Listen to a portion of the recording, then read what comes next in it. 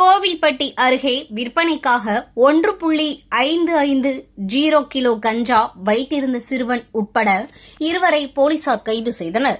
தூத்துக்குடி மாவட்டம் கோவில்பட்டி அருகே மூப்பன்பட்டியில் கிழக்கு காவல் நிலைய உதவி ஆய்வாளர் சண்முகம் உள்ளிட்ட போலீசார் அப்பகுதியில் ரோந்து சென்றனர். அப்போது முப்பன்பட்டி கண்மாய்க்கரை அருகே சந்தேகத்திற்குரிய இடத்தில் நின்று கொண்டிருந்த 2 பிடித்து சோதனை நடத்தியதில் அவர்களிடம் கஞ்சா இருப்பது தெரியவந்தது.